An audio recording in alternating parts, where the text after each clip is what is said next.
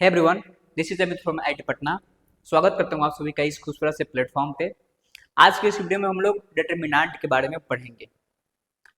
अगर आप इस चैनल पे नए नए हैं तो आपको बता दिया जाए कि ये जो हमारा सीरीज चलेगा, ये जो हमारा प्लेलिस्ट चलेगा, ये 12th 2027 के लिए है, जो कि बिहार बोर्ड के बच्चों के लिए स्पेशली बनाया जा रहा है। अगर आप किसी और भी बोर्ड के हैं तो भी कोई दिक्कत नहीं है, आप समझ सकते हैं, क्योंकि इसमें बाई लिंगुअल यूज किया जा रहा है। हम लोग इसमें हिंदी और इंग्लिश दोनों का यूज करेंगे, दोनों को बैलेंस वे में करके चलेंगे। एकलव्य 2.0 बैच का नाम है। इसके पहले मैंने एकलव्य 1.0 मंजिल सीरीज द्रोणा बैच जैसे प्लेलिस्ट यूट्यूब पे डाल डाल रखा है, आप वहां से जाइए, वहां से आप देख लीजिए। लेक्चर 1 और लेक्चर 2 भी आपको प्लेलिस्ट में मिल जाएगा। इस वीडियो में हम लोग डिटरमिनेंट को समझेंगे। डिटरमिनेंट के बारे में हम लोग डिटेल में पढ़ेंगे, एकदम जीरो से स्टार्ट करेंगे, और जितनी भी हो सकती है सारी की सारी चीजें डिटरमिनेंट में हम लोग पढ़ने की कोशिश करेंगे। आइए एक बार देख लेते हैं बिहार बोर्ड का वेटेज क्या है। बिहार बोर्ड का वेटेज में आपको चैप्टर का नाम और साथ ही साथ उधर कितना नंबर आता है ये आपको दिखाया जाएगा। तो रिलेशन एंड फंक्शन है, यहाँ से 2 नंबर के क्वेश्चन पूछे जाते हैं, ये 2 मार्क्स क्वेश्चन है। फिर इनवर्स ट्रिग्नोमेट्रिक फंक्शन, यहाँ से 8 नंबर के क्वेश्चन पूछे जाते हैं। मैट्रिसेस, यहाँ से 7 नंबर का क्वेश्चन पूछा जाएगा। डिटरमिनेंट, इसको हम लोग पढ़ेंगे अभी। डिटरमिनेंट से पूछा जाएगा 6 नंबर का क्वेश्चन, ठीक है। यहाँ से आपसे 6 नंबर का क्वेश्चन पूछा जाएगा। तो आपको ये भी ध्यान रखना है कि बिहार बोर्ड है, यहाँ पे 100 नंबर का क्वेश्चन ऑब्जेक्टिव में रहता है, तो वहां से 50 बनाना होता है। तो टोटल अगर ये 100 है तो क्वेश्चंस कितने पूछे जाएंगे? 200, और 200 में से कितना बनाना होता है? 100 नंबर का बनाना होता है। तो डिटरमिनेंट में अगर यहाँ से 6 नंबर का क्वेश्चन पूछा जा रहा है, ज्यादा भी पूछा जा सकता है, यहाँ से 1-2 नंबर इधर उधर भी हो सकता है, ऐसा देखा जाता है, ऐसा बिल्कुल होता भी है। कभी कभी डिटरमिनेंट में ऑब्जेक्टिव क्वेश्चन पूछ दिया जाएगा और 5 नंबर में क्वेश्चन दे दिया जाता है, तो 6 से ज्यादा हो जाएगा। ऑन एन एवरेज डाटा यही रहता है। तो आपको ये मान के चलना होगा कि अगर यहाँ पे 6 है तो हमसे पूछा जाएगा 12, क्योंकि 12 में से हमको 6 ही बनाना है। तो फिर कंटिन्यूटी एंड डिफरेंशियबिलिटी बहुत बड़ा चैप्टर है, यहाँ से 15 नंबर का क्वेश्चन पूछे जाते हैं। एप्लीकेशन ऑफ डेरिवेटिव यानी कि अवकलज का अनुप्रयोग, यहाँ से 7 नंबर का क्वेश्चन पूछा जाएगा। इंटीग्रेशन से क्वेश्चन पूछा जाएगा 12 नंबर का। एप्लीकेशन ऑफ इंटीग्रल से 5 नंबर का क्वेश्चन है। डिफरेंशियल इक्वेशन से 5 नंबर का है। वेक्टर अलजेब्रा से 9 नंबर का है। 3D ज्योमेट्री से पूछा जाएगा 8 नंबर का। एलपीपी यानी कि लीनियर प्रोग्रामिंग से पूछा जाएगा 6 नंबर का क्वेश्चन, और प्रोबेबिलिटी से 10 नंबर का क्वेश्चन पूछा जाएगा। तो ओवरऑल ये मैथ का वेटेज है, और इसको आप जरूर नोट कर लीजिएगा। कोई भी हमारा वीडियो आए तो आप वीडियो को फिल्म की तरह मत देखिएगा, आप पेन और पेपर लेकर के बैठिएगा, और जो भी नोट्स यहाँ पे बताया जाएगा आप उसको जरूर लिखिएगा, और साथ ही साथ पेन और पेपर लेकर के भी बैठिएगा, ठीक। तो इसमें हम लोग क्या क्या पढ़ेंगे? तो सबसे पहले रहेगा बेसिक ऑफ डिटरमिनेंट। डिटरमिनेंट का जो बेसिक बात होती है, डिटरमिनेंट कहाँ से आता है, डिटरमिनेंट का यूज कहाँ होता है, डिटरमिनेंट को हम लोग कैसे डिफाइन करेंगे, इन सभी चीजों के बारे में हम लोग पढ़ेंगे। फिर देखेंगे प्रॉपर्टीज ऑफ डिटरमिनेंट, ये तो काफी इंपॉर्टेंट होता है, यानी कि डिटरमिनेंट का जो गुण धर्म होता है जिससे काफी ज्यादा क्वेश्चन पूछा जाता है, उसमें एक प्रॉपर्टी आता है लीनियर ट्रांसफॉर्मेशन। लीनियर ट्रांसफॉर्मेशन से काफी 5 नंबर के क्वेश्चंस बनते हैं, जेई मेंस में भी बनते हैं, सीवीटी में भी बनते हैं, और बोर्ड का सब्जेक्टिव में भी वहां से क्वेश्चन बनाया जाता है। हम लोग देखेंगे प्रॉपर्टीज के बारे में, और इसमें हम लोग बोर्ड का, सीवीटी का, और साथ ही साथ जेई मेंस लेवल का प्रैक्टिस भी करेंगे। इसमें हमारा डायरेक्ट जेई मेंस का उठाया हुआ क्वेश्चंस है, और सीवीटी में भी पूछा हुआ क्वेश्चन है, और बोर्ड के लिए भी ढेर सारे क्वेश्चंस यहाँ पे लाया गया है। तो चलिए स्टार्ट करते हैं। तो डिफिनेशन ऑफ डिटरमिनेंट से पहले हम लोग जरा मैट्रिक्स के बारे में समझते हैं कि मैट्रिक्स क्या होता है, ठीक। मैट्रिक्स का एकदम बेसिक्स आपको इंट्रो दिया जाएगा। मैट्रिक्स, जिसको अव्यूह कहा जाता है, ठीक है। तो यहाँ पे हम लोग देखेंगे मैट्रिक्स के बारे में। हम लोग पहले जानने की कोशिश करेंगे कि मैट्रिक्स क्या होता है। पहले आपको मैट्रिक्स के बारे में बता दिया जाएगा, तब हम अपना प्रॉपर्ली डिटरमिनेंट बताएंगे। देखिए मैट्रिक्स क्या होता है। अव्यूह, अवयवों का आयताकार सजावट होता है, ठीक है। अवयव क्या होता है? तो अवयव जो होता है वो अवयव यानी कि एलिमेंट्स जो होते हैं, एलिमेंट्स वेरिएबल भी हो सकते हैं, एलिमेंट्स कांस्टेंट भी हो सकते हैं, उनका क्या होता है? ये आयताकार सजावट होता है। यानी कि हम लिख सकते हैं it is a rectangular arrangements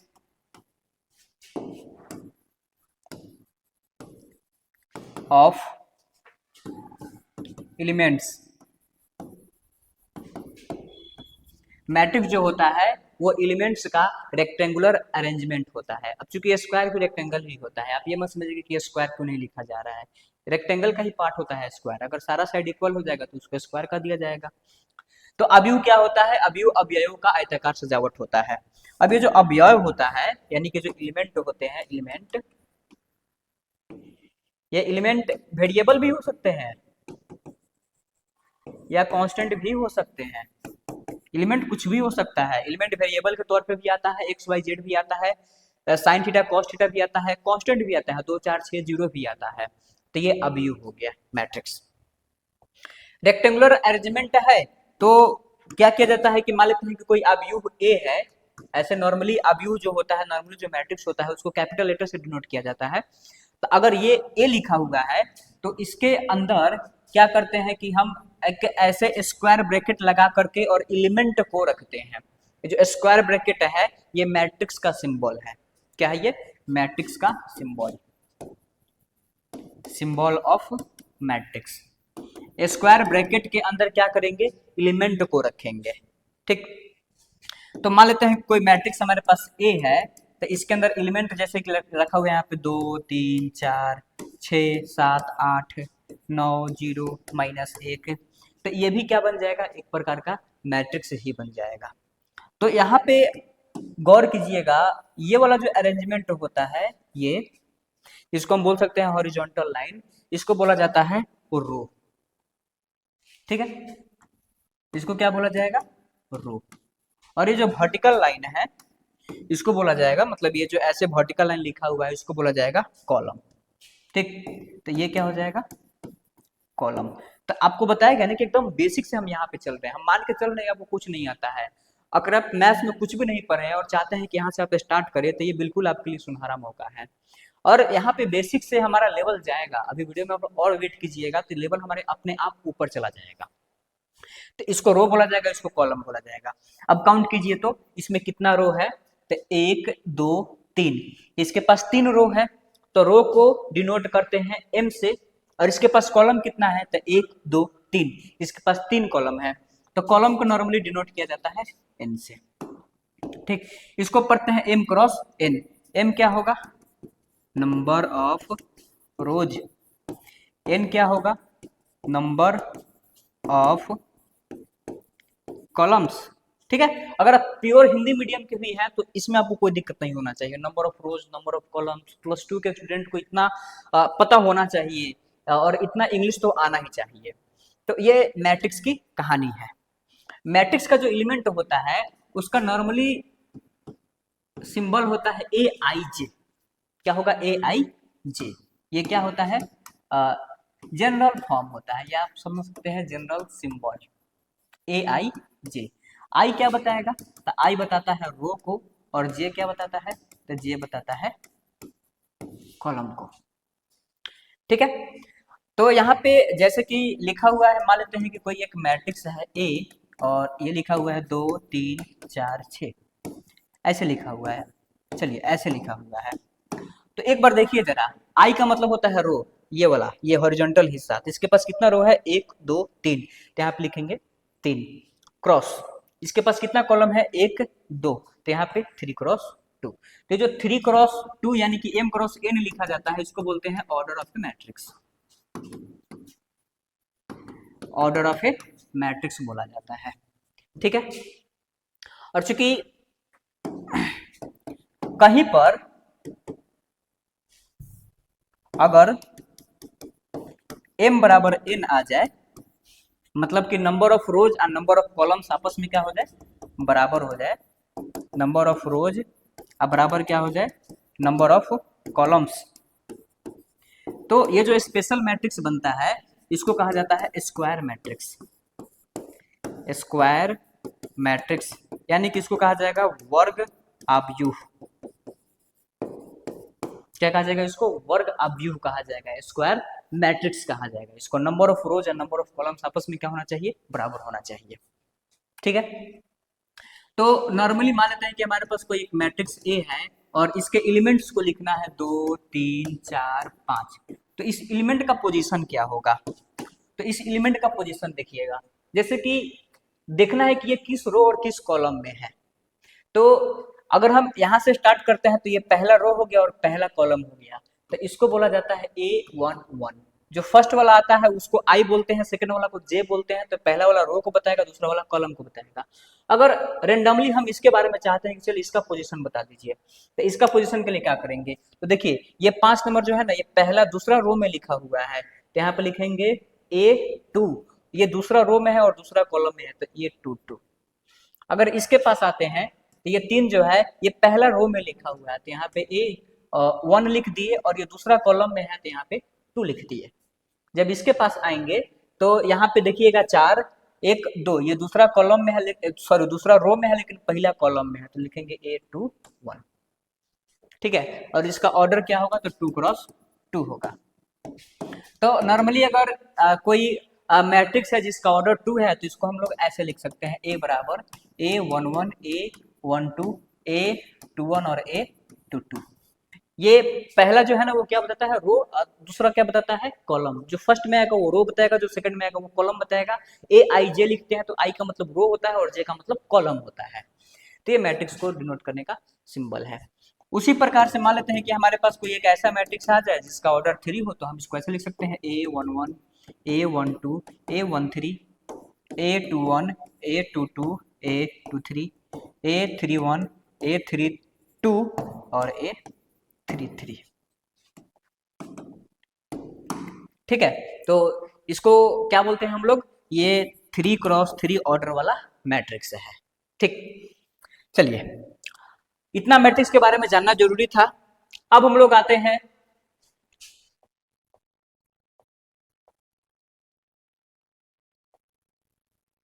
definition of determinant. ठीक, डिफिनेशन ऑफ डिटरमिनेंट को समझते हैं। तो जो हम लोग मैट्रिक्स लिखते हैं ऐसे, ए बराबर, यहाँ पे अगर मान लेते हैं कि एक मैट्रिक्स हो गया हमारे पास A11 A12 A13 A21 A22 A23 A31 A32 A33। तो इस मैट्रिक्स का अपना कुछ वैल्यू होता है और उसी वैल्यू को क्या बोला जाता है, डिटरमिनेंट बोला जाता है। ठीक, क्या लिखेंगे, the value of A matrix is called determinant. ठीक है, दुनिया में जितने भी मैट्रिक्स होते हैं उनका कुछ ना कुछ वैल्यू होता है। ठीक, चाहे जीरो हो, चाहे पॉजिटिव हो, चाहे नेगेटिव हो, तो उसको क्या बोला जाता है, वो जो वैल्यू लिखा जाता है उसको बोला जाता है डिटरमिनेंट।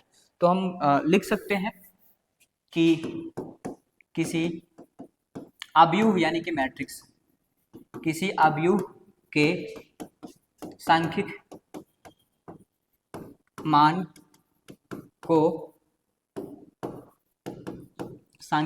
को सारणिक यानी कि डिटरमिनेंट कहते हैं। ठीक है, तो ये तो मैट्रिक्स है। तो अगर इसका हम लिखना चाहते हैं, डिटरमिनेंट निकालना चाहते हैं, तो क्या किया जाएगा, ये किया जाएगा और इसके ऊपर 2 बार का इस्तेमाल कर देंगे। This is not the symbol of mod. ये क्या है, सिंबल ऑफ डिटरमिनेंट है। पॉजिटिव भी हो सकता है, नेगेटिव भी हो सकता है। मॉड क्या होता है, केवल पॉजिटिव वैल्यू देता है, लेकिन ये पॉजिटिव नेगेटिव जीरो सब चीज दे सकता है। ठीक है, तो इसको क्या बोला जाएगा, डिटरमिनेंट ऑफ ए बोला जाएगा। और जैसे ही हम डिटरमिनेंट ऑफ ए लिखते हैं तो वहां पर A11 A12 A13 A21 A22 A23 A31 A32 A33 और इस पे क्या करते हैं, डिटरमिनेंट का सिंबल लगा देते हैं। ठीक है, तो इसको क्या बोला जाएगा, ये क्या है, सिंबल ऑफ डिटरमिनेंट।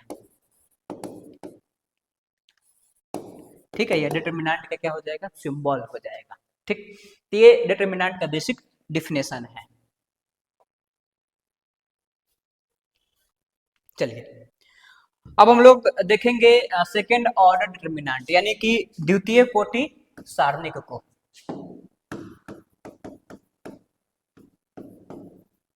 ठीक, तो एक मैट्रिक्स लेते हैं जिसका ऑर्डर क्या है, 2 क्रॉस 2 है। नोट में एक बात हम लोग लिख सकते हैं कि केवल और केवल स्क्वायर मैट्रिक्स का ही डिटरमिनेंट निकालना संभव है। ठीक है, समझ गए होंगे कि केवल और केवल स्क्वायर मैट्रिक्स का ही हम लोग डिटरमिनेंट निकाल सकते हैं। तो स्क्वायर मैट्रिक्स का मतलब क्या होता है? तो स्क्वायर मैट्रिक्स का मतलब होता है कि नंबर ऑफ रोज और नंबर ऑफ कॉलम क्या होना चाहिए? बराबर होना चाहिए। ठीक है, नंबर ऑफ रोज बराबर क्या होना चाहिए? Number of columns. ठीक, यानी कि हम और भी कह सकते हैं कि m और n दोनों आपस में क्या होना चाहिए? बराबर होना चाहिए। अगर m और n दोनों आपस में बराबर है तो ही उस मैट्रिक्स का डिटरमिनेंट निकाला जा सकता है, अदरवाइज उस मैट्रिक्स का डिटरमिनेंट नहीं निकाला जा सकता है। तो सेकंड ऑर्डर डिटरमिनेंट है, यानी कि इसका जो मैट्रिक्स बनेगा वो ऐसे बनेगा A11 A12 A21 A22। 1 1 का मतलब क्या हुआ? पहला रो पहला कॉलम। 1 2 का मतलब क्या हुआ कि पहला रो और दूसरा कॉलम। ये 2 1 का मतलब क्या हुआ? दूसरा रो और पहला कॉलम। ये 2 2 का मतलब क्या हुआ? दूसरा रो दूसरा कॉलम। तो अगर इसका डिटरमिनेंट निकालना है तो कैसे निकालेंगे? आइए देखिए, इसका डिटरमिनेंट के लिए नॉर्मली क्या करना होता है? इसको इससे मल्टीप्लाई करना होता है, माइनस इसको इससे मल्टीप्लाई करना होता है। ठीक है, इसको इससे मल्टीप्लाई कर देंगे, माइनस इसको इससे मल्टीप्लाई कर देंगे। तो इसको इससे करेंगे तो क्या हो जाएगा? A11 इंटू में A22 माइनस, फिर इसको इससे मल्टीप्लाई करेंगे तो A21 इंटू में A12। यहाँ पे किसी भी प्रकार का माइनस प्लस का कोई लोचा नहीं होता है, आप डायरेक्टली ऐसे लिख सकते हैं। एग्जाम्पल के लिए अगर मान लेते हैं कि कोई ऐसे दिया हुआ है मैट्रिक्स 2 3 4 0 और यहाँ से इसका डिटरमिनेंट निकालना हो, तो पहले देख लेंगे कि ये 2 क्रॉस 2 ऑर्डर वाला मैट्रिक्स है, तो इसका डिटरमिनेंट निकालने क्या करेंगे? इसको इससे गुना करेंगे, माइनस इसको इससे गुना करेंगे। तो क्या होगा? 2 में 0 से गुना करेंगे तो 2 इंटू 0 माइनस, 4 में 3 से गुना करेंगे तो 4 इंटू 3 बराबर 0 माइनस 12 बराबर माइनस 12। ठीक है, तो इस प्रकार से वैल्यू निकाला जाता है। अब चलिए थर्ड ऑर्डर डिटरमिनेंट। तो पहले थर्ड ऑर्डर का मैट्रिक्स जो है उसको लिख लेते हैं। A11 A12 A13 A21 A22 A23 A31 A32 A33। ठीक है, पहले क्या करेंगे ना, इसका हम लोग सिंबल लिखेंगे। देखिए, जब आप इसको एक्सपेंड कीजिएगा, जब आप इसका वैल्यू निकालिएगा तो या तो कॉलम वाइज निकालिएगा, नहीं तो रो वाइज निकालिएगा। या तो ऐसे निकालना पड़ेगा, नहीं तो ऐसे निकालना पड़ेगा। इसमें ना थोड़ा सा माइनस प्लस का झंझट आता है। जैसे कि A11 है, चलिए हम इसका वैल्यू निकाल करके आपको बता रहे हैं। पहले इसका हम क्या बोलते हैं, प्लस माइनस वाला साइन समझ लेते हैं। यहाँ पर साइन क्या होगा, यहाँ पर साइन क्या होगा, यहाँ पर साइन क्या होगा। जब वैल्यू हम यहाँ से निकालेंगे तो यहाँ से निकालने के लिए डिटरमिनेंट में इस बात का ख्याल रखेंगे कि यहाँ पे साइन क्या होगा। तो जो भी आप वैल्यू लिखेंगे ना, उसके पावर, जो भी वैल्यू हम लिखेंगे उसके लिए क्या करेंगे, -1 के पावर में m प्लस n डालेंगे। जो भी वैल्यू लिखा जाएगा उसके लिए -1 के पावर में क्या करेंगे, m प्लस n करेंगे। यानी कि अगर m प्लस n आ गया इवन, यानी अगर इवन आ गया तो यानी कि वो जो हमारा रो या कॉलम है वो कैसे खुलेगा, पॉजिटिव से खुलेगा। अगर m प्लस n आ गया ऑड, तब वो निगेटिव से खुलेगा। ठीक है, तो यहाँ पे क्या होगा, फिर अगर यहाँ पे हम आते हैं तो यहाँ पे क्या होगा, क्योंकि ये बड़ी कंफ्यूजन की बात हो जाती है। तो देखिए, -1 के पावर में m प्लस n कर देना है, तो यहाँ पे 1 और 1 कितना हो जाएगा, 2 हो जाएगा। तो 1 और 1 2 हो जाएगा, तो यानी कि -1 के पावर कितना हो गया, 2। ये क्या हो जाएगा, पॉजिटिव हो जाएगा।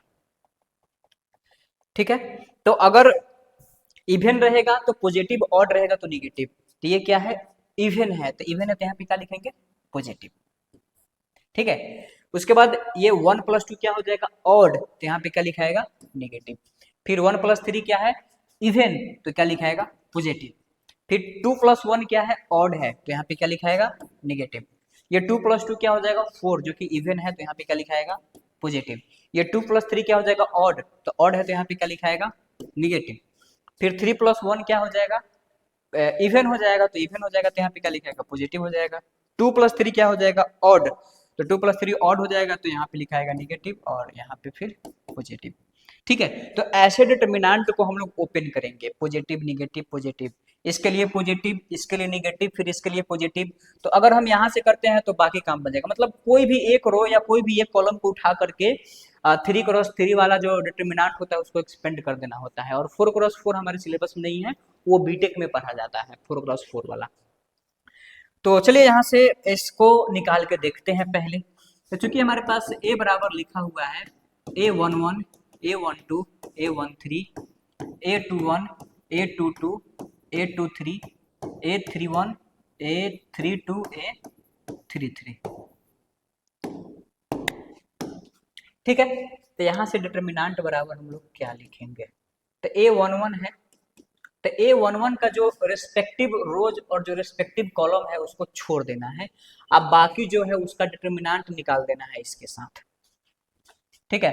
तो A11 का रेस्पेक्टिव रोज हो गया, रेस्पेक्टिव कॉलम हो गया, बाकी जो बच गया उसका डिटर्मिनेंट लिख देना है। तो क्या बच गया, A22 बच गया, A23 बच गया, A32 बच गया और A33 बच गया, ठीक है। यहां से इसका कहानी हो गया खत्म। तो अगर हम A11 के बाद A12 के पास जाते हैं, तो चूंकि ये फर्स्ट रो है, ये फर्स्ट रो और ये फर्स्ट कॉलम, तो ये फर्स्ट रो है, तो अगर हम इधर जाना चाहते हैं तो भी कोई दिक्कत नहीं, इधर आना चाहते हैं तो भी कोई दिक्कत नहीं, डिटर्मिनेंट का वैल्यू वही आता है। तो हम क्या करते हैं कि ऐसे करते हैं, नॉर्मली ऐसे ही किया जाना चाहिए। बाद में जब और भी सिलेबस आगे चली जाएगी तब वहां पे बताया जाएगा कि जहां पे जीरो की संख्या ज्यादा होती है, मतलब जिस रोज या जिस कॉलम में जीरो की संख्या ज्यादा होती है, एक्सपेंड वहां से करना चाहिए और प्रॉपर्टीज भी लगा सकते हैं। तो A11 के बाद हम इसके पास आएंगे, तो चूंकि A11 क्या था, पॉजिटिव था, पॉजिटिव था, तो यहाँ पे पॉजिटिव लिखा गया है, कुछ नहीं लिखा गया है मतलब पॉजिटिव है। लेकिन A12 को देखिए, A12 क्या बताया गया है, A12 निगेटिव बताया गया है, तो यहाँ पे क्या होगा, निगेटिव A12। अब इसका भी जो रेस्पेक्टिव कॉलम है, जो सॉरी रेस्पेक्टिव रो और रेस्पेक्टिव कॉलम को हटा दिया जाएगा, तो बच जाएगा, मतलब ये जो बच जाएगा इसे डिटर्मिनेंट लिख देना है। तो क्या बचेगा, A21 A23 A31 A33, ठीक है। फिर अब जब A12 का हो जाएगा तो फिर इसके पास आएंगे, A13 के पास आएंगे। देखिए 13 क्या है, पॉजिटिव है, यानी कि ओवरऑल दिमाग में बैठा दीजिए कि यहाँ पे माइनस लगाना है, बाकी सब प्लस, यहाँ पे क्या करना है, माइनस, और बाकी सब क्या रहेगा, प्लस रहेगा। तो प्लस A13, तो इसका भी रेस्पेक्टिव रो और रेस्पेक्टिव कॉलम को हटा देना है, तो जो बच गया उसका डिटर्मिनेंट लिख दीजिए। तो यहाँ पे क्या बचेगा, A21 बचेगा, A22 बचेगा, A31 बचेगा और A32 बचेगा, ठीक है। और उसके बाद यहां से आराम से हम वैल्यूज को लिख सकते हैं। A11, तो A11 है तो क्या लिखाएगा, इसमें इससे गुना होगा, तो A22 इंटू A33 माइनस, फिर इसमें इससे गुना होगा A32 into A23 minus A12, फिर इसमें इससे होगा तो A21 इंटू A33 माइनस, इसमें इससे होगा तो A31 into A23 plus A13 into, इसमें इससे होगा तो A21 इंटू A32 माइनस, फिर इसमें इससे होगा A31 इंटू A22। तो ये तरीका रहा, इससे हम क्या करते हैं, डिटर्मिनेंट को एक्सपेंड करते हैं। बाकी अगर आप चाहते हैं कि हम ऐसे करें, बिल्कुल कर सकते हैं, ऐसे करें, बिल्कुल कर सकते हैं, जैसे मन करेगा आप वैसे कर सकते हैं, ठीक है। तो एक और चलिए करके आपको दिखाते हैं, क्या लिखा हुआ है, A बराबर A21 A22 A23 sorry A11 A12 A13 A21 A22 A23 A31 A32 A33। अब इसका डिटर्मिनेंट निकालना है, ठीक है। तो चलिए हम क्या करते हैं कि इससे निकाल देते हैं, जो सेकंड रो है ना उससे एक्सपेंड कर देते हैं इसको, तो कर दीजिए, कोई दिक्कत नहीं है। A21, लेकिन आपको ध्यान रखना है, ध्यान क्या रखना है कि देखिए यहाँ पे माइनस है, माइनस यानी कि आप क्या कीजिए, दोनों को जोड़िए ना, देखिए 2 1 कितना होता है, 3 होता है, 2 1 3 होता है, तो यहाँ पे क्या लगेगा, माइनस लगेगा।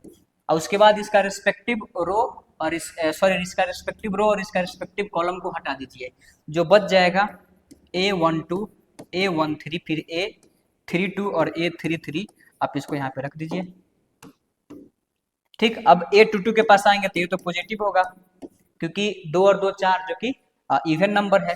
फिर इसका रेस्पेक्टिव रो और रेस्पेक्टिव कॉलम हटा दीजिए, तो क्या बच जाएगा, A11 बच जाएगा, A13 बच जाएगा, A31 बच जाएगा, A33 बच जाएगा, प्लस, एक मिनट, A23, तो यहाँ पे क्या लगेगा, माइनस। A23 क्या हो गया, इवन हो गया, तो A23, ठीक है। तो इसका भी रेस्पेक्टिव कॉलम और रेस्पेक्टिव रो को हटा दीजिए, तो क्या बचेगा, A11 बचेगा, A12 बचेगा, A31 बचेगा और A32 बचेगा। तो ऐसे भी हम लोग निकाल सकते हैं, कोई दिक्कत नहीं है, लेकिन इतना लफड़ा कौन करने जाएगा भाई, एक ही तरीका याद रखना है, क्या जब भी हम निकालेंगे तो फर्स्ट रो से निकाल देंगे, इससे निकाल देंगे, कोई दिक्कत नहीं है, ठीक है। एक क्वेश्चन है जेईई मेंस का, अगर आप इस लेक्चर को पूरा अच्छा तरीके से देखे हैं तो इस क्वेश्चन को आप खुद से सॉल्व करके और कमेंट में आंसर बताइए, और आपको मतलब कि आप क्या कीजिए कि वीडियो को पॉज कर दीजिए और कमेंट में इसका आंसर बताइए, एकदम जेन्युइनली आपको बताना है। चलिए, आप ट्राई कर लिए होंगे, देखते हैं क्या पूछा गया हमसे क्वेश्चन। एक डिटरमिनेंट दिया हुआ है, इसका ऑर्डर 3×3 है, इज इंडिपेंडेंट ऑफ, मतलब जब आप इसका वैल्यू निकालिएगा ना तो जो वैल्यू होगा वो किस चीज से इंडिपेंडेंट होगा, उसमें क्या चीज शामिल नहीं होगा, वो किस चीज से स्वतंत्र होगा। ऑप्शन दिया हुआ है x theta, both x and theta, none of these. तो पहले तो इसको एक्सपेंड करते हैं, तो चलिए एक्सपेंड करने के लिए हम इसी का सहारा ले लेंगे, तो एक्स है एक्स, और जब हम इसको एक्सपेंड करेंगे तो इसका करस्पॉन्डिंग रो और करस्पॉन्डिंग कॉलम को हटा देंगे, तो माइनस एक्स में एक्स से गुना होगा तो क्या हो जाएगा, माइनस एक्स स्क्वायर, और फिर हो जाएगा -1, ठीक। तो चलिए अब इसका कहानी खत्म। अब इसके पास आएंगे, साइन थीटा के पास आएंगे, तो यहाँ पे क्या लगाना पड़ेगा, माइनस साइन थीटा, क्योंकि जैसे A11 है, A12 के पास जाते हैं तो माइनस लगाना पड़ता है, ठीक है। तो इसका जो करस्पॉन्डिंग कॉलम और करस्पॉन्डिंग रो है उसको हटा देंगे, तो एक्स में गुना करेंगे तो कितना हो जाएगा, -x साइन थीटा, फिर माइनस, अब इसमें इससे गुना होगा तो क्या हो जाएगा, कॉस थीटा, ठीक, ये और ये हो गया खत्म। अब जब फिर इसके पास आएंगे तो यहाँ पे तो प्लस में ही ओपन होगा, ये क्या लिखाएगा, प्लस कॉस थीटा, तो इसका रेस्पेक्टिव कॉलम और रेस्पेक्टिव रो को हटा दीजिए, तो क्या हो जाएगा, माइनस साइन थीटा, फिर इसमें इससे होगा तो -x cos थीटा, ठीक। अब इसको क्या करना है, कैलकुलेशन करना है, तो कैलकुलेशन कर लेते हैं इसका।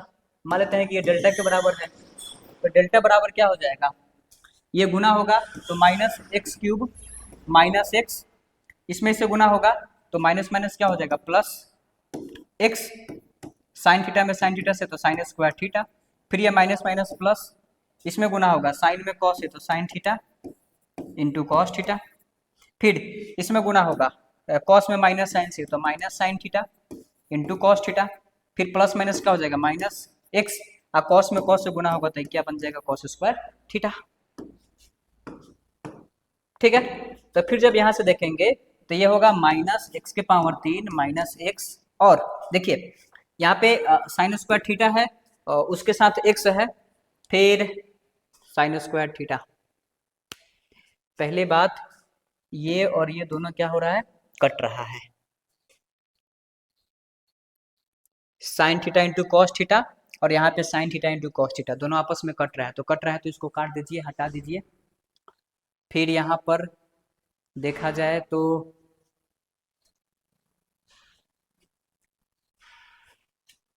x⁻³ -x और प्लस में x साइन स्क्वायर थीटा, और इसके साथ आ जाएगा -x कॉस स्क्वायर थीटा।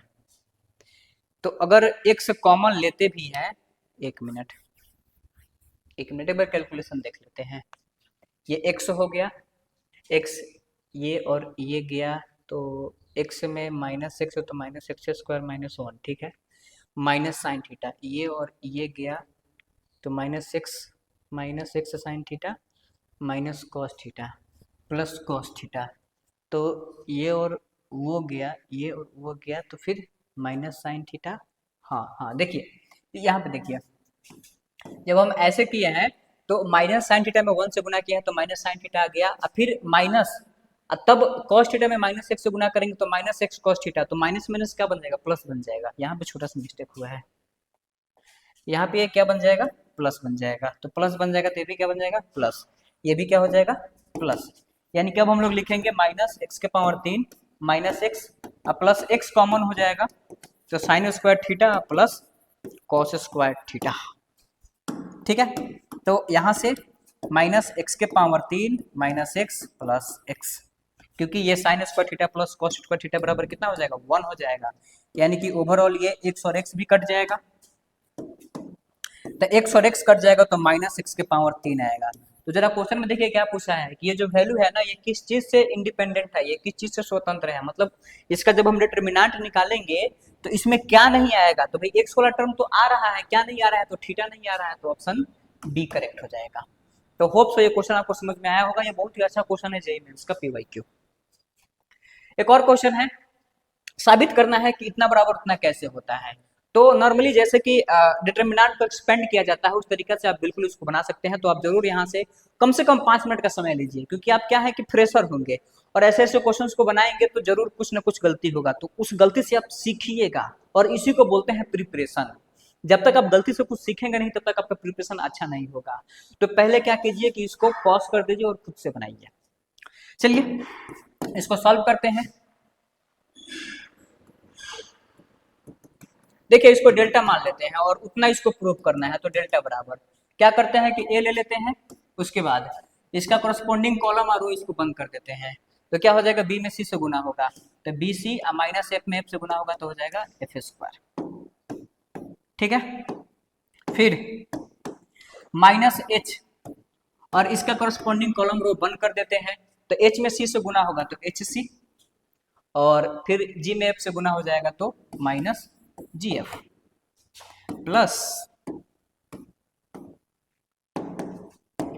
अब फिर यहां से देखिएगा प्लस जी, तो इसका करस्पॉन्डिंग कॉलम रोज को बंद कर देंगे, तो बंद कर देंगे तो क्या हो जाएगा फिर H f minus GB GB, ठीक है। एक बार कैलकुलेशन देख लेते हैं, कैलकुलेशन अब मिस्टेक नहीं होना चाहिए। ए है तो ए का कॉलम और रो बंद कर दिए, तो ए का कॉलम और रो बंद कर देंगे तो b c minus f square, ठीक है। माइनस एच है तो माइनस एच का कॉलम रो बंद कर देंगे तो h c minus g f, अब प्लस जी, इसका कॉलम रो बंद कर देंगे, एक मिनट, इसका कॉलम रो हो गया बंद तो h f minus g b, ठीक है। डेल्टा बराबर गुना कीजिएगा a b c minus a f square minus c h square minus minus plus h g f plus g h f, या इसको भी ऐसे लिखते थे एच जी एफ लिख देते हैं, एच जी एफ माइनस जी स्क्वायर बी, तो यहां से डेल्टा बराबर ए बी सी तो आ गया। अब चाहिए 2FGH, देखिए ये एक FGH यहाँ है और एक FGH यहाँ है, इसको लेकर क्या लिख सकते हैं 2FGH, फिर क्या है माइनस AF स्क्वायर, देखिए माइनस AF स्क्वायर, और क्या है minus BG square, minus BG square यहाँ है BG स्क्वायर, अब माइनस CH स्क्वायर है तो माइनस CH स्क्वायर, हो गया प्रूफ्ड, ठीक है। तो क्या करना है कि बेसिक कैलकुलेशन को ठीक रहना है, कैलकुलेशन मिस्टेक नहीं होना चाहिए, क्योंकि आप पेपर देने गए हैं वहां पे एक छोटा सा कैलकुलेशन मिस्टेक हो जाता है तो पूरा का पूरा पेपर खराब हो जाता है और अलग से टाइम वेस्ट अलग होता है। तो ऐसे ऐसे क्वेश्चंस की प्रैक्टिस कीजिए, आपको खूब सारे क्वेश्चंस बनाने आ जाएंगे, बस ऐसे ऐसे क्वेश्चंस को खुद से बनाने के लिए ट्राई कीजिए। चलिए अब हम लोग देखेंगे प्रॉपर्टीज ऑफ डिटरमिनेंट, ये काफी इंपॉर्टेंट है। प्रॉपर्टीज ऑफ डिटरमिनेंट बोर्ड के नजरिया से, जेईई मेंस के नजरिया से, एडवांस में भी क्वेश्चंस पूछे जा सकते हैं इससे। अगर आप सीयूटी के लिए प्रिपरेशन करते हैं तो वहां से भी क्वेश्चंस पूछे जाते हैं। तो ये काफी इंपॉर्टेंट टॉपिक है। चलिए अब देखते हैं इसका वैल्यू। फर्स्ट प्रॉपर्टीज क्या बोलता है, तो जरा देख लेते हैं पहला प्रॉपर्टीज को। देखिए यहाँ पे बाई लिंगुअल यूज किया गया है, ठीक है। यहाँ पे आप ये बहाना मत बनिए कि अरे वीडियो तो पूरा इंग्लिश मीडियम में है, वीडियो तो पूरा हिंदी मीडियम में है। मैथ्स की कोई भाषा नहीं होती है, मैथ्स आपको आनी चाहिए। चाहे आप कैलकुलेशन का कोई अपना खुद का भाषा थोड़ी होता है, हिंदी मीडियम का बच्चा हो, इंग्लिश मीडियम का हो, तमिल का हो, बंगला का हो, किसी भी मीडियम का बच्चा हो, मैथ्स मैथ्स होता है। मैथ्स की कोई भाषा नहीं होती है, बस आपको कैलकुलेशन ये सब आनी चाहिए, ठीक। तो इसलिए मैंने यहाँ पे दोनों में लिख रखा है, क्या है, value of determinants remains unchanged if its rows and columns are interchanged. क्या कहने का मतलब हुआ, इसका मतलब यही हुआ कि अगर किसी सारणिक के रोज तथा कॉलम्स को आपस में क्या कर देते हैं, अदला बदली कर देते हैं, ठीक है। अदला बदली करने से उसके मान में कोई अंतर नहीं आता है। कोई भी आप डिटरमिनेंट को उठा लीजिए और उसका कोई भी दो रोज या कोई भी दो कॉलम्स, सॉरी, कोई भी आप डिटरमिनेंट उठा लीजिए और उसके सारे रोज और सारे कॉलम्स को क्या कीजिए, इंटरचेंज कर दीजिए, आपस में अदला बदली कर दीजिए, तब उसके मान में कोई अंतर नहीं आता है।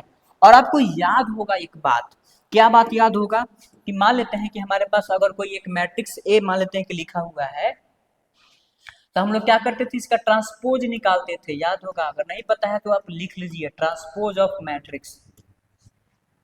ट्रांसपोज ऑफ मैट्रिक्स यानी कि इसको क्या कहते हैं, परिवर्त, अवयूह का परिवर्त, अवयूह का परिवर्त। अवयूह का परिवर्त में क्या होता है कि सारा रोज और सारा कॉलम्स को क्या किया जाता है, जैसे कि पहला रोज को पहला कॉलम से, दूसरा रोज को दूसरा कॉलम से, तीसरा रोज को तीसरा कॉलम से इंटरचेंज कर दिया जाता है। और जो ट्रांसपोज होता है उसको डेल्टा डैश से सूचित करते हैं। तो इसका देखिए, ये जो फर्स्ट रो है ना, इसको फर्स्ट कॉलम बना दीजिए, A1 B1 C1। ये जो सेकंड रो है इसको सेकंड कॉलम बना दीजिए, A2 B2 C2। और जो थर्ड रो है इसको थर्ड कॉलम बना दीजिए, A3 B3 C3। तो यहाँ से डेल्टा का जो डिटरमिनेंट होगा, मतलब ये जो डेल्टा है डिटरमिनेंट और जो डेल्टा डैश है, दोनों आपस में क्या होगा, बराबर है। तो अंततः हम कह सकते हैं, क्या कह सकते हैं, अतः किसी सारणिक यानी कि डिटरमिनेंट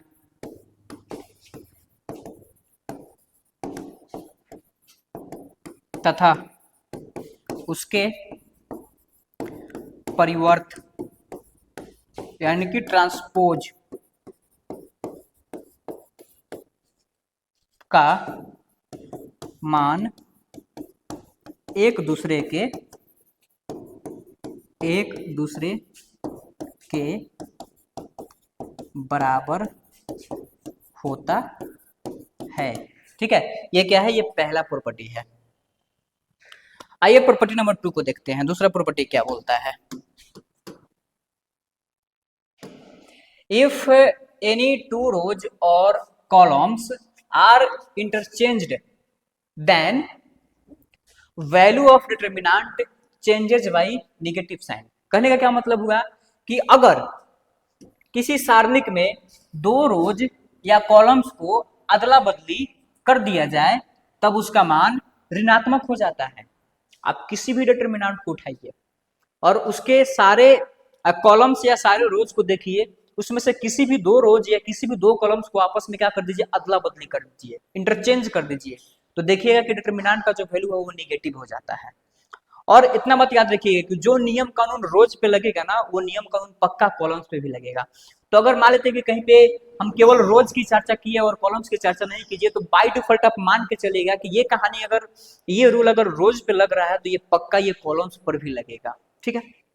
क्या इसका मतलब उसको देखिए, जैसे कि यहाँ पे A1 B1 C1 है, A2 B2 C2 है, A3 B3 C3 है। अब मान लेते हैं कि एक दूसरा हम डिटरमिनेंट लेते हैं, हमारे पास एक दूसरा डिटरमिनेंट है डेल्टा डैश।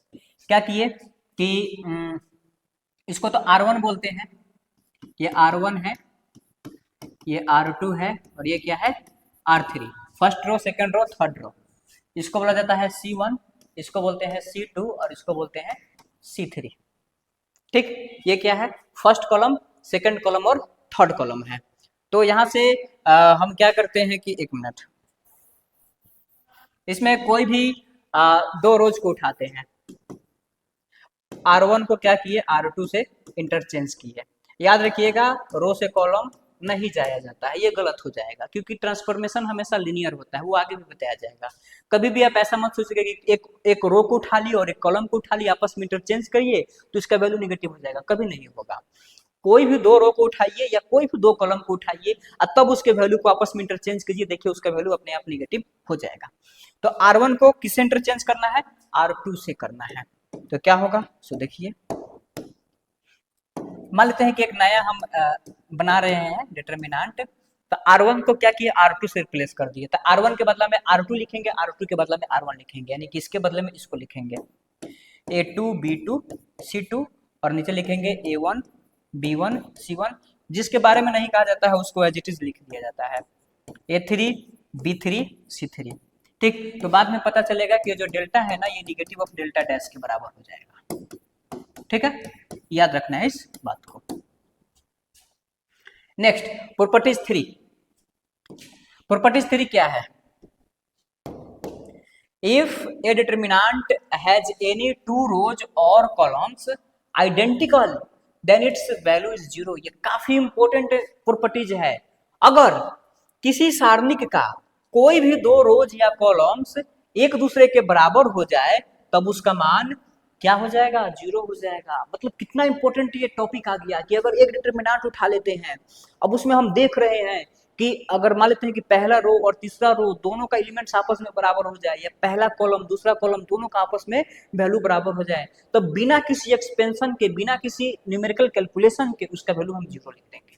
तो प्रॉपर्टीज पढ़ने का ये खासियत होता है।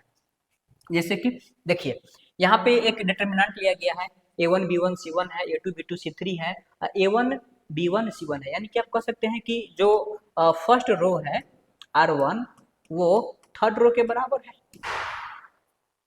तो चूंकि कोई भी दो रोज या कोई भी दो कॉलम्स आपस में बराबर हो जाते हैं तो उसका वैल्यू कितना हो जाता है जीरो। और आपको याद रखना चाहिए कि ये जो बात है अगर रोज का हम देख रहे हैं तो रोज में रोज में हम उस लॉ को लगाएंगे, आप कॉलम्स को देख रहे हैं तो कॉलम उस लॉ को लगाएंगे।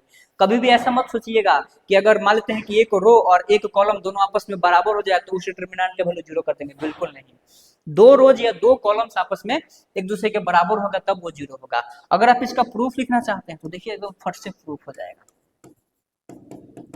देखिए कैसे, आप क्या कीजिए कि एक्सपेंड कीजिए, A1 है तो A1 है तो इसको हटा देंगे तो क्या बचेगा B2 C1 बचेगा, माइनस फिर B1 C2 बचेगा माइनस, फिर यहां से लेते हैं B1 को, तो B1 को लेंगे तो इसको हटा दीजिए तो फिर क्या होगा A2 C1 minus A1 C2 plus, अब किसको लेंगे C1 को, तो जैसे C1 को लेंगे तो यहां से देखिएगा A2 B1 minus A1 B2। ठीक है, अब इसका कैलकुलेशन कीजिए, कैलकुलेशन कीजिएगा तो देखिए क्या आएगा, इसको करेंगे तो आएगा A1 B2 C1 माइनस ये क्या आएगा A1 B1 C2, फिर इसमें इसे करेंगे तो माइनस B1 A2 C1, इसे करेंगे तो माइनस माइनस का बन जाएगा प्लस बन जाएगा, तो क्या बनेगा B1 A1 C2, फिर इसमें इसे करेंगे तो C1 A2 B1 माइनस इसमें इसे करेंगे तो C1 A1 B2, ये सब एक दूसरे को कैंसिल कर देगा तो डेल्टा बराबर क्या हो जाएगा जीरो हो जाएगा। तो यही प्रॉपर्टीज है। क्या प्रॉपर्टीज है कि अगर किसी सारणी का कोई भी दो रोज या कॉलम्स एक दूसरे के बराबर हो जाए तब उसका मान कितना हो जाएगा जीरो हो जाएगा। नेक्स्ट ये प्रॉपर्टीज नंबर 4 है, ये भी काफी इंपॉर्टेंट प्रॉपर्टीज है, ये कॉमन लेने वाला प्रॉपर्टीज है। इसको कैसे पढ़ा जाएगा, if all the elements of any rows और columns are multiplied by same element same number k then the determinants changes by k times. अगर किसी सारणिक में किसी भी रोज या कॉलम्स के सभी अवयवों को एक ही संख्या k से गुना कर दिया जाए तो उसका मान क्या हो जाता है, ये गुना हो जाता है। मतलब कोई भी क्या कीजिए कि डिटर्मिनेंट लीजिए, उस डिटर्मिनेंट में क्या कीजिए कि किसी भी एक रोज या किसी भी एक कॉलम को किसी स्पेशल नंबर के से मल्टीप्लाई कर दीजिए, तो ओवरऑल जो के होगा ना वो कॉमन निकल करके बाहर आ जाएगा, यानी कि वो जो डिटर्मिनेंट है वो पुराने वाले डिटर्मिनेंट का के टाइम्स हो जाएगा। कैसे, देखिए यहाँ पर एक डिटर्मिनेंट है और एक यहाँ पे हम और डिटर्मिनेंट बनाते हैं डेल्टा डैश। ये a1 b1 c1 a2 b2 c2 a3 b3 c3 लिखा हुआ है, तो मान लेते हैं कि डेल्टा डैश साइड से लिखा हुआ है k a1 b1 c1 फिर k a2 b2 c2 फिर k है a3 b3 c3। तो क्या होगा कि हम देखेंगे कि किसी भी रोज या किसी भी कॉलम में कोई कॉमन वोमन तो नहीं ना है, तो यहाँ पे तो कॉमन है, क्या कॉमन है के, तो के ना सब में कॉमन होना चाहिए। सब में करने का मतलब कि अगर इस कॉलम की बात कर रहे हैं तो के क्या होना चाहिए कि सब में होना चाहिए, या के अगर किसी भी रोज में है तो आप क्या कर सकते हैं, वहां से कॉमन को आप बाहर निकाल सकते हैं। तो यहाँ से क्या कीजिए, के को बाहर निकाल दीजिए तो बच जाएगा, क्योंकि तीनों में क्या है के है, तो उसको हम बाहर निकाल लिए तो बच जाएगा a1 b1 c1 a2 b2 c2 a3 b3 c3 और ये क्या हो जाएगा k इंटू डेल्टा हो जाएगा, क्योंकि ये किसके बराबर है, डेल्टा के बराबर है। अगर हम इसको ऐसे लिखना चाहते हैं, डेल्टा डबल डैश बराबर के a1 के a2 के a3 के b1 के b2 के b3 c1 c2 c3। तो देखिए एक बार यहाँ से के निकल जाएगा, एक बार यहाँ से के निकल जाएगा, तो क्या बन जाएगा, के स्क्वायर बन जाएगा। तो a1 b1 c1 a2 b2 c2 a3 b3 c3, यानी कि ये हो जाएगा के स्क्वायर इंटू डेल्टा। ठीक, पांचवा प्रॉपर्टीज, ये प्रॉपर्टी क्या है, if all the numbers in any rows और columns if all the numbers in any row or column are zero, ठीक है, then value of determinant is zero. कहने का मतलब है कि अगर किसी सारणिक में कोई भी रो या कॉलम के सभी अवयव का मान जीरो हो जाता है, तब उस अवयव का मान क्या हो जाएगा, जीरो हो जाएगा। आप एक डिटर्मिनेंट लीजिए, आप कोई मैट्रिक्स ले लीजिए, आप देखिए कि उसका अगर किसी भी रोज या किसी भी कॉलम के सारे एलिमेंट्स जीरो हैं तो आप उसका वैल्यू निकालिए मत, वो अपने आप जीरो हो जाएगा। देखिए यहाँ पे लिया गया है डिटर्मिनेंट, ये जो सेकंड वाला इसका रो है, इस सेकंड वाला रो का सारा एलिमेंट जीरो के बराबर है, जीरो के बराबर है, यानी कि इसका वैल्यू क्या हो जाएगा, जीरो हो जाएगा। अगर इसको हमको एक्सपेंशन करना होगा, अगर इसको हमको वैल्यू निकालना होगा तो हम यहीं से निकालेंगे, जीरो जीरो जीरो, तो ओवरऑल क्या आ जाएगा, जीरो आ जाएगा। प्रॉपर्टीज नंबर 6, ये क्या है property, if each element of any row or column can be expressed as sum of two terms, then determinants can be expressed as sum of two determinants। क्या इसका मतलब हुआ, जरा ये देखते हैं। अगर किसी सारणिक का कोई भी रो या कॉलम का प्रत्येक अवयव दो पदों के योग के रूप में लिखा हो, तब उस अवयव को भी दो अलग अलग अवयवों के योगफल के रूप में लिखा जा सकता है। अवयव नहीं यहाँ होगा, यहाँ पे सारणिक होगा, तब उस सारणिक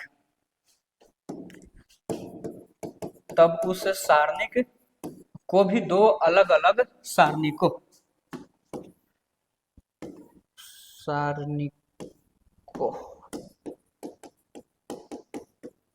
आइए फिर से समझते हैं एक बार। अगर किसी सारणिक का कोई भी रो या कॉलम, मतलब एक डिटर्मिनेंट लिखा हुआ है, अगर उसका कोई भी रो या कोई भी कॉलम क्या है, कोई भी रो या कोई भी कॉलम का प्रत्येक अवयव दो पदों के योग के रूप में लिखा हुआ है, कोई भी एलिमेंट, मतलब कि कोई भी रो या कोई भी कॉलम हो और उसका प्रत्येक एलिमेंट क्या है, दो अलग अलग टर्म्स के योगफल के बराबर, दो अलग अलग पदों के योगफल के रूप में लिखा हुआ है, तो जो दो अलग अलग पद है हम उसको अलग अलग करके दो अलग अलग डिटर्मिनेंट भी बना सकते हैं। इसका मतलब यही हुआ। आइए देखते हैं, जैसे कि देखिए इसमें क्या है कि इसका पहला अगर रो की बात किया जाए तो पहला रो का सारा element A1 plus x, B1 plus y, C1 plus z, यानी कि पहला रो का जितना भी एलिमेंट्स है ये किसी न किसी दो पदों के योगफल के रूप में लिखा हुआ है।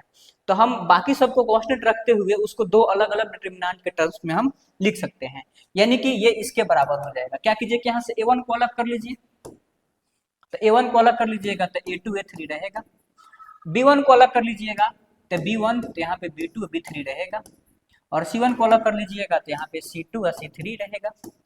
प्लस जब वहां से A1 को अलग करेंगे तो बच जाएगा x, तो ये अपना अलग डिटरमिनेंट बना लेगा, ये y वाला अलग बना लेगा, z वाला अलग बना लेगा, बाकी सब इसके लिए वही रहेगा। A2 B2 C2 A3 B3 C3, ठीक है। इसके कहने का मतलब यही है, और ये भी काफी यूज होगा आने वाले जब हमारा लेक्चर सीरीज और भी आगे बढ़ेगा तो आपको डिटरमिनेंट का पार्ट 2 पार्ट 3 में ढेर सारे क्वेश्चंस भी कराने के लिए आपको दे दिया जाएगा इस पर। अब चलिए कुछ बिहार बोर्ड का PYQ है उसको सॉल्व कर लेते हैं, ठीक है। बिहार बोर्ड का PYQ है, इसको हम लोग सॉल्व करेंगे आराम से। इसको आई थिंक दिख रहा होगा क्लियर, ठीक है, दिख रहा है। तो यहाँ जो दिया हुआ है क्वेश्चन, क्या करना है, इसका एक्सपेंशन करना है, डिटरमिनेंट का वैल्यू निकालना है। अब जो भी आएगा वो बिहार बोर्ड का PYQ ही आएगा, ठीक है। आराम से इसका एक्सपेंशन कर सकते हैं, इसमें किसी भी प्रकार का प्रॉपर्टीज क्या ही यूज करना है। ये 2 का 2 हो जाएगा, और ये खत्म, तो 4 दूना के 8, माइनस 3 में 3 से गुना होगा तो 9 हो जाएगा, माइनस, फिर ये 1 हो जाएगा, फिर इसका कॉलम रो खत्म, तो 4 5 हो जाएगा 20,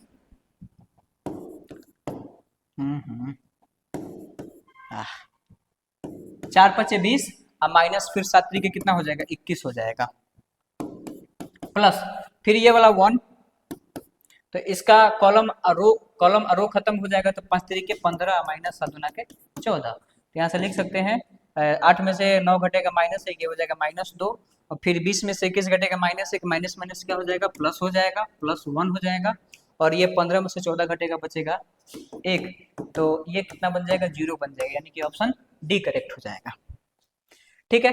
ये भी क्या है, ये भी बिहार बोर्ड का PYQ ही है। तो इसको कैसे सॉल्व करेंगे, बिल्कुल आसान है। इसमें गुना कीजिए, किसमें, सेक थीटा इंटू में कॉस थीटा से, माइनस इसका माइनस माइनस क्या हो जाएगा, प्लस हो जाएगा, sine theta into cosec theta से, sine theta into cosec theta, तो क्या हो जाएगा, सेक थीटा के बदला में लिखेंगे 1/cos theta into cos theta plus sine theta, और कॉसेक थीटा के बदला में लिखेंगे 1/sin थीटा। ये साइन हमारे बीच नहीं रहे, कॉस हमारे बीच नहीं रहे, तो क्या बच जाएगा, 1 + 1 बराबर 2 बच जाएगा, यानी कि इसका ऑप्शन सी करेक्ट हो जाएगा, ठीक है। फिर ये भी निकालना है, तो इसमें किसी भी प्रॉपर्टी से यूज मत कीजिए। ऐसे ऐसे अगर क्वेश्चन आते हैं जिसमें मान लेते हैं कि 1 से लेकर के 20 तक होते हैं, 1 से 20 तक तो पहाड़ा सबको आता है भाई, तो वहां पे प्रॉपर्टीज में आप जितना दिमाग लगाने जाइएगा उससे जल्दी तो आप इसको नॉर्मल एक्सपेंशन से बना लीजिएगा। तो प्रॉपर्टीज में कहाँ दिमाग लगाया जाता है, जहाँ पे बड़ा बड़ा आएगा 100 200 3 डिजिट में लिखा हुआ रहेगा, वहां पे हम लीनियर ट्रांसफॉर्मेशन का यूज कर लेते हैं। तो यहाँ पे इसका वैल्यू निकाल दीजिए, 3 हो जाएगा, तो 3 ये और ये खत्म, तो 11 सते 77, माइनस 31 में 3 से गुना करेंगे तो 3 कम 3 3 3 के 9, माइनस 5, फिर इसमें इससे गुना होगा तो 11 6 66, माइनस 31 गुना के 62 प्लस 17, तो फिर ये और ये खत्म हो गया, तो 6 3 के 18, माइनस 7 गुना के 14, तो क्या हो जाएगा, बराबर ये 3 गुने ये 13 में से 7 घटेगा 6 बचेगा, 8 में से 13 में से 7 घटेगा 6, 8 में से 7 घटेगा बचेगा 1, माइनस फिर -5, ये 66 में से 62 घटेगा कितना बचेगा 4, प्लस 17 गुने 18 में से 14 घटेगा बचेगा 4, तो क्या हो जाएगा, -16 48, माइनस 4 5 20, प्लस 17 चौका 68, ये भी 0 हो जाएगा, ऑप्शन क्या हो गया, सी, ठीक।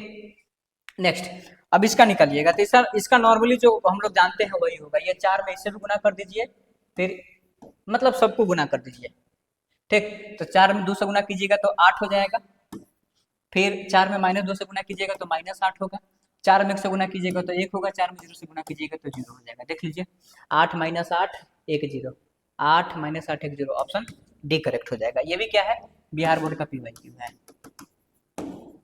ठीक है। नेक्स्ट, इसका निकाल लीजिए वैल्यू, आराम से निकाला जा सकता है। 2 अब इसको इसको बंद कर दीजिए, तो इसको इसको बंद करेंगे तो क्या हो जाएगा 0 माइनस 15 चौका 60, अब माइनस 3 वहां पहले से है, क्या हो जाएगा प्लस। तो ये और ये बंद कर दीजिए, ए और ये बंद कीजिएगा तो 21 छके कितना हो जाएगा, तो 126, 6 एकम 6, 6 दूना के 12 माइनस, ठीक है। क्या हुआ है, ए और ये बंद हुआ है, तो फिर इसमें 3 में 4 से गुणा होगा तो 4 12 प्लस 5, फिर इसको और इसको बंद कर देंगे तो 15 छक्के 90, माइनस 3 में 0 से गुना कर देंगे तो 0 हो जाएगा। तो यहाँ से क्या होगा, डेल्टा बराबर माइनस 60 में 2 से गुना होगा तो माइनस 120 और माइनस 3 गुने, दोनों को जोड़ दीजिए, 6 2 8 और 2 1 3 1 प्लस 90 में 5 गुना करेंगे तो 9 5 45 450, तो डेल्टा बराबर माइनस 120 माइनस 3 के 24 के 4 हासिल 2, 3 3 के 9 2 11, 3 कम 3 3 1 4 हो जाएगा प्लस 450 हो जाएगा। तो दोनों को जोड़ दीजिए, माइनस 4 में 0 जोड़ देंगे हो जाएगा 4, फिर 2 1 कितना हो जाएगा 3 और फिर 4 में जोड़ देंगे हो जाएगा 5 प्लस 450। अब घटा दीजिए, माइनस 4 में से 0 घटेगा 4 और 13 में से 5 घटेगा 8, minus 84, minus 84, option D correct हो जाएगा। ठीक, अब ये भी है वही बात है, इसका भी मान निकालना है। ये भी क्या है, B S A B P Q है, बिहार बोर्ड बहुत क्वेश्चन पूछता है ऐसा। तो क्या करेंगे, 4 इसको और इसको बंद कर देंगे तो 4 5 पे, इसको इसको बंद कर देंगे तो 5 5 हो जाएगा 25 माइनस 4 7 28 माइनस 9, फिर ये और ये बंद हो गया तो 3 5 15 माइनस 7 5 35 प्लस 7, ये और ये बंद हो जाएगा तो 4 3 12 माइनस 5 5 25, तो क्या हो जाएगा 4 गुने 25 में से 28 घटेगा माइनस 3 माइनस 9 15 में से 35 घटेगा तो माइनस 20 प्लस 7 12 में से 25 घटेगा तो माइनस 13। ये 2 नंबर में पूछा हुआ क्वेश्चन है। डेल्टा बराबर, अब इसके आगे कैलकुलेशन आप खुद कर लीजिएगा, ठीक है। एक्स का मान होगा, जबकि ये भी 2 नंबर में पूछा हुआ है, रिसेंट ईयर का ही है, बिहार बोर्ड का PYQ है। क्या होगा, तो x में x से गुना करेंगे तो एक्स स्क्वायर माइनस x में 7 से गुना कर देंगे तो 7x बराबर क्या लिखा हुआ है माइनस 10, यानी कि x square minus 7x plus 10 बराबर 0, तो x square minus 5x minus 2x plus 10 बराबर 0, x कॉमन लेंगे तो x माइनस 5 माइनस 2 कॉमन लेंगे तो x माइनस 5 बराबर 0, तो x minus 5 into x minus 2 बराबर 0, तो यहाँ से x बराबर 5 या x बराबर 2 आएगा, तो 5 और 2 ऑप्शन ए करेक्ट हो जाएगा इसका। क्या बोला है कि किसी सारणिक जिसकी कोई भी 2 स्तंभ समान है का मान क्या, मतलब the value of the determinant having 2 columns identical. अभी आपको बताया गया है कि जब 2 कॉलम आइडेंटिकल या 2 रोज आइडेंटिकल हो जाए तो उसके लिए क्या होता है वैल्यू, देखिए दिखाते हैं आपको।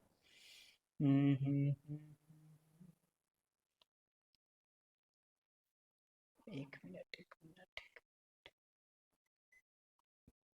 देखिए क्या है, if determinant has any 2 rows और columns is identical then its value is 0। अगर किसी सारणी का कोई भी 2 रोज या कॉलम्स एक दूसरे के बराबर हो जाए तब उसका मान कितना हो जाता है 0। तो डायरेक्ट स्टेटमेंट ही पूछ दिया हुआ है, ठीक है, डायरेक्ट स्टेटमेंट पूछा है तो इसका क्या हो जाएगा 0 हो जाएगा, ऑप्शन सी। फिर इसका मान निकालना है तो आप निकाल लीजिए, ये 0 0 से ना डायरेक्ट यहाँ से निकाल लेते हैं, यहाँ से ये 0 0 है तो 0 ही हो जाएगा, तो यहाँ तो इसको 3 1 3 2 ये 3 3 हो जाएगा, तो 3 3 हो जाएगा, तो ये इवेन है तो ये हो जाएगा 7। अब इसका कॉलम इसका रो बंद कर दीजिए, कॉलम रो बंद कर देंगे तो 3 दूना के 6 माइनस वो 0 हो जाएगा, 0 में 4 से गुना करेंगे तो 7 गुने 6 यानी कि हो जाएगा 42, ऑप्शन सी करेक्ट हो जाएगा। फिर ये आइए, ये एक ही सिंबल है, ये डबल सिंबल है, एक ही सिंबल है। अभी अभी और भी क्वेश्चन है, ये भी बिहार बोर्ड का PYQ है, ऐसा क्वेश्चन पीछे हम करा दिए हैं। तो 5 एकम हो जाएगा 5, अब 5 दूना के 10, तो 5 एकम 5, 5 दूना के 10 इसमें है और इसमें है, तो ऑप्शन बी और डी तो नहीं होगा। फिर 3 5 15, 5 का 20, तो ऑप्शन सी करेक्ट हो जाएगा। अब ये क्या होगा, डिफरेंशिएशन का क्वेश्चन पूछ दिया है, तो उतना तो डिफरेंशिएशन आपको आता ही होगा, डी और x में से गुना करेंगे तो एक्स स्क्वायर माइनस प्लस दूना के 4 बटा dx, तो क्या हो जाएगा डी एक्स स्क्वायर बटा dx। कांस्टेंट का डिफरेंशिएशन 0 हो जाता है, और ये फॉर्मूला सबको पता होगा, डी एक्स के पावर एन बटा डी एक्स बराबर एन इंटू एक्स के पावर एन माइनस वन। तो एक्स स्क्वायर का डिफ्रेंसिएशन क्या हो जाएगा, टू एक्स, यानी कि ऑप्शन बी करेक्ट हो जाएगा। ठीक है, इसमें ऑप्शन ए बिल्कुल टिक नहीं करना है क्योंकि डिफ्रेंसिएशन करना है। देन यहाँ से हमारा ये पार्ट 1 कंप्लीट हो गया। तो होप सो आपको ये वीडियो जरूर अच्छा लगा होगा। कमेंट में अपना जरूर ओपिनियन दीजिएगा और आपको अभी किस टॉपिक पे वीडियो चाहिए भी हमें बता दीजिएगा। डिटर्मिनेंट का जल्द ही हम पार्ट 2 लेकर के भी आएंगे। तब तक पढ़ाई कीजिए। All the best.